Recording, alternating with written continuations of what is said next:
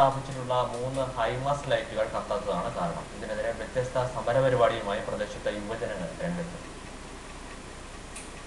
KICBക്കും ജില്ലാ tourism promotion കൗൺസിലിനുമാണ് ബീച്ചിലെ ലൈറ്റുകളുടെ മേൽനോട്ട ചുമതല. ബീച്ചിലെ കത്താത്ത 3 ഹൈമാസ്റ്റ് ലൈറ്റുകൾ TTPCയുടേതാണ്. എന്നാൽ TTPCയെ സമീപിച്ചപ്പോൾ കരാറുകാരനാണ് മേൽനോട്ട ചുമതല എന്ന് പറഞ്ഞ് കൈയൊഴിഞ്ഞതായി നാട്ടുകാർ കുറ്റപ്പെടുത്തി. ദിവസേന ഒട്ടേറെ സന്ദർശകർ എത്താറുള്ള ബീച്ചിൽ രാത്രിയായി കഴിഞ്ഞാൽ എല്ലാവരും ഇരുട്ടിൽ തപ്പുകയാണ്. ഇതിനിടയിലാണ് വെളിച്ചമെത്തിച്ച് വെളിച്ചത്തിനു വേണ്ടി സമരം ചെയ്യാൻ പ്രദേശത്തെ യുവജനങ്ങൾ മുന്നോട്ട് വന്നത്. ആരെ വിളിച്ചു പറയണം, എവിടെ പറയണമെന്ന് ഒരു പിടിയില്ല.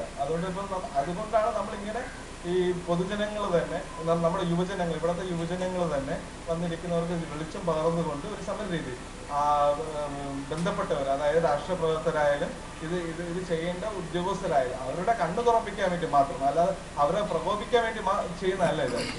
വെളിച്ചമില്ലാത്തത് കച്ചവടക്കാരെയും പ്രതികൂലമായി ബാധിച്ചു. സന്ദർശകർക്ക് വണ്ടികൾ പാർക്ക് ചെയ്യുന്നതിനും ബുദ്ധിമുട്ടുകൾ അനുഭവപ്പെടുന്നുണ്ട്. വെളിച്ചമില്ലാത്തത് മൂലം അനാശാസ്യ പ്രവർത്തനങ്ങൾ നടക്കുന്നുണ്ടെന്ന് നാട്ടുകാർ ആരോപിക്കുന്നു. മനോരമ ന്യൂസ്, തിരുവനന്തപുരം.